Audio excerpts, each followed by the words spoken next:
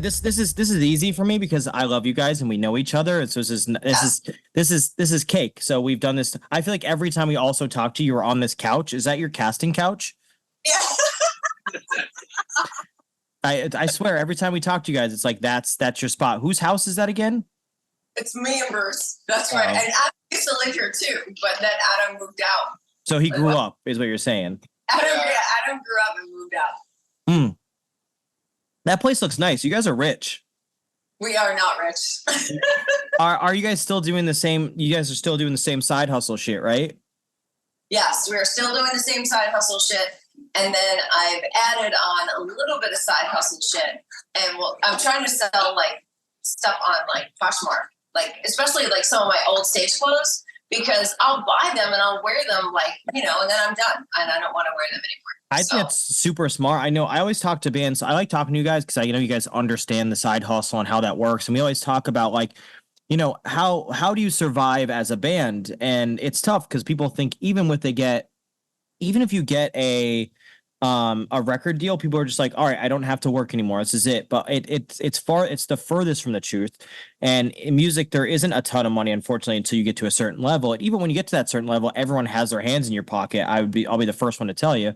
But yeah, I appreciate you guys side hustle. And I think that is, so I like to have these conversations with all these bands is like, what kind of, information would you guys give as you guys, I feel like you guys juggle it well.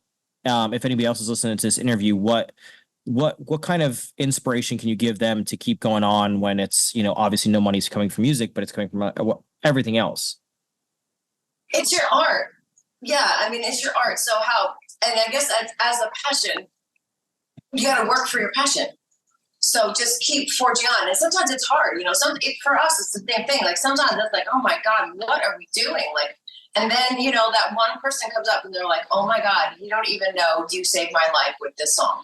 And it was one of our like big fans, like her mom. She's like, she never comes to shows, but she really loves you guys. And this is her favorite song. And I was, super moved by that. Or somebody who's moved by, it gets them through the tough time. So there's always those little, I like to call them like those little beautiful synchronicities that are like sprinkled in when, when you're down and you're feeling like, oh my God, I can't do this. That then you get that little glimmer of hope. And it's like, okay, yes. Makes it worth it. Makes it worth it for sure. Yes. There's no other feeling I feel like than that. I think that's like one of those things that connects you to people, and then like it keeps you driving. Cause like you said, there's like, you might have a good show where you make $500 in merch and you guys go to Sheetz and get 2-for-1 hot dogs and you're celebrating, it's wonderful. It's Cookout? Iconic. I haven't been to a cookout in so fucking long. Yeah, I love. So, what did you eat at cookout? What's your cookout food? I haven't been there. It's probably been 6 years. I couldn't even remember the last thing I got from there. Super long time. So, do you guys agree? Is it cookout, or do you say she should go fuck herself and you want to go somewhere else? Sorry to me, she's boozy when it comes to food. Yeah. Oh, she's bossy, huh? I like shit. Taco Bell, McDonald's, and one time I ate. I drank a shake at every stop, and I gained like 10 pounds on tour. In 10 days. Yeah. Really? I love that so much. I love food. So here's the thing is like, I fucking love food, and it's like, there's nothing better than it, and nothing makes me happier. I think that's fucking sad, but I have a sad life. It's fine. But I love that. I love that you gained weight and drank milkshakes and just fucked around. Like that's incredible. See, that's real. That's what I'm talking about. That's what we do these interviews for. Like, fuck music. Give us cookout and milkshakes. That's it. Cookout and milkshakes, the barbecue, and then I am a French fry snob. So where is it? I need to hear. So it really depends, but right now, Canal Club, they had my breaded French fries because I like my fries of when they're breaded and they're spicy and very salty. What the fuck is breaded French fries? Your fries. They have like the little bit of like a coating on them. They're not like super breaded, but they're like, so they're a little bit extra crispy. Do you know what I mean? So yeah, but you know what else's fries I do like though is for fast food is Arby's, the curly ones. Hey. Yes. See, yeah. They're not the best. Or even the Taco Bell fries. The nacho fries? You guys are all full of shit. McDonald's is the best French fries on earth. No. I'm gonna agree. I agree. So hey, listen. I love salt. And they salt the fuck out of those fries, and I support it. Yeah, like I go to Burger King and get fries, they don't put salt on it. And I want to crawl through the thing and punch him in the face. Hardness. I don't do it either. But I'll say Arby's is a very strong competitor to that, but it's a different thing. It's not a French fry, it's a curly fry. Correct. It's a spicy thing that you can dip in the horseradish sauce. Yes. So I would compete with that conversation and say Arby's has the best curly fries that ever exist, but McDonald's has a plain fry. Or honestly, Sheetz is my favorite French fry, but it's not everywhere, so everyone won't know what I'm talking about. And if you don't like Sheetz, you can go fuck yourself. I'm endorsing Sheetz on this. They got to pay me someday, which is fine. Hey, this. Sheetz is the spot to stop on tour for sure. That's true. Live streaming's back. And you know what we're doing it? Over at Roadhounds. And it's fucking free. All you have to do is go to roadhounds.io and you go to the Metal City fucking free zone. That means it's free for you to come watch me be a complete idiot. It's pretty crazy. You can move the controls on your mobile screen with your hand, or you can use a keyboard. Just don't forget to take screenshots of your avatar because I want to see it. You can discover free media inside Rock City. All you have to do is look for some terminals and click on some shit. Now you can learn about all your new favorite bands and all your next new headliners. If you want to join our community of Headbangers, all you have to do is subscribe. So you can get even more content by just subscribing at Roadhounds. So we're going to give you a free Metal City free zone. And then if you want extra super cool, awesome content, you just subscribe. We're going to make a positive difference to our music community. For once, finally, a positive fucking experience. I lived off of, I used to get a Red Bull and 2 hot dogs with cheese, and it would come out to $6.66. Oh, that is awesome. And a bag of fries. Oh, it was a Red Bull, a bag of fries, and 2 hot dogs with cheese, and it was $6.66 every day. That's hysterical. Fantastic every time. So I'm unhealthy. So are you guys healthy on tour? Well, obviously you're not. Fucking milkshakes. But are the rest of you guys pretty healthy on tour? I mean, you guys look like you're at least in shape. Are you guys like working out, eating healthy, or are you just milkshake fucking truck stop hot dogs? What are you doing? I can't gain weight in general. I know.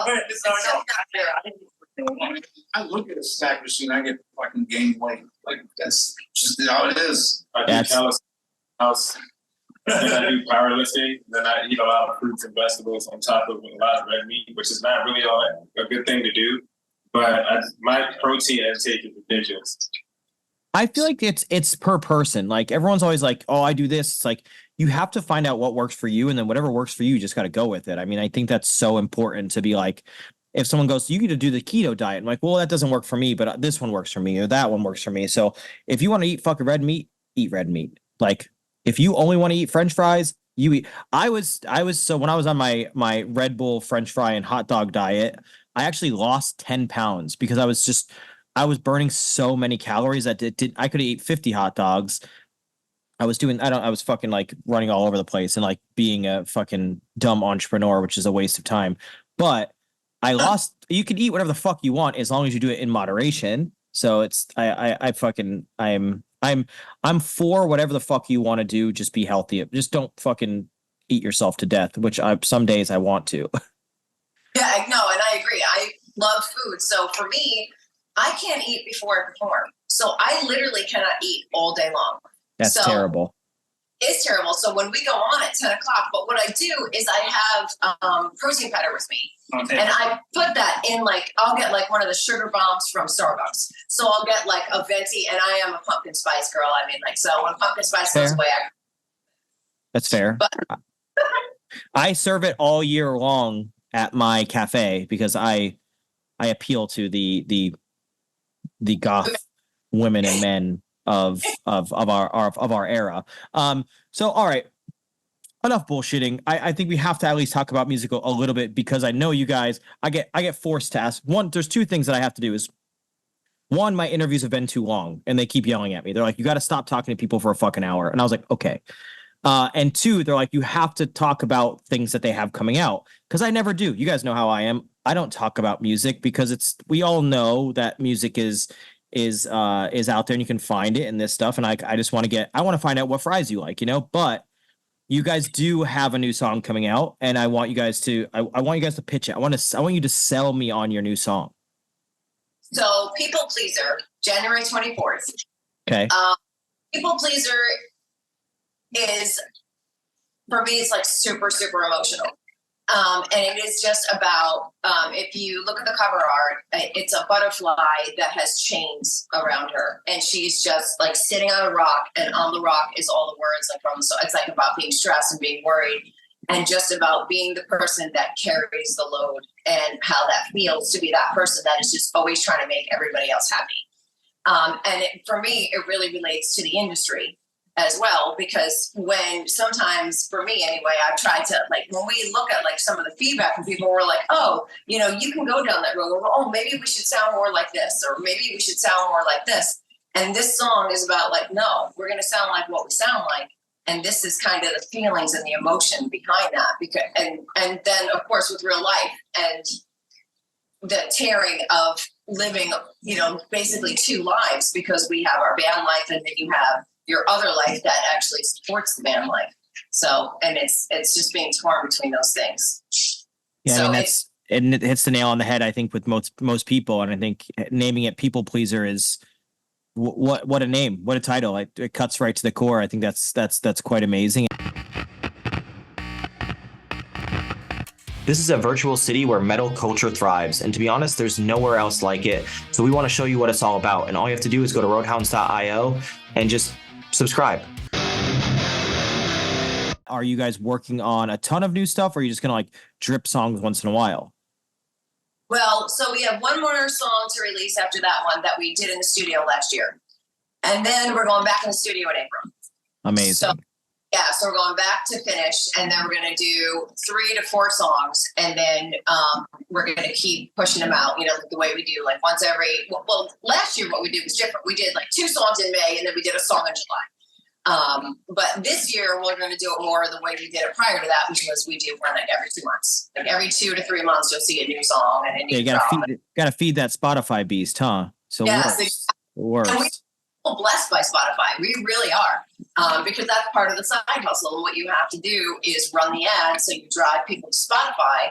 And once you drive the people to Spotify, we hit Discover Weekly. And hitting that Discover Weekly is amazing for us, because it really it reaches so many people. That's massive. It is massive, and it's and that's like one of those things. Like one of those things. All of a sudden, I'm looking and I'm like, what the hell? It's like so exciting to see. That's incredible. Well, guys, I don't want to take up too much of your time. I wanted to hit the facts. I needed French fry facts. I needed food facts.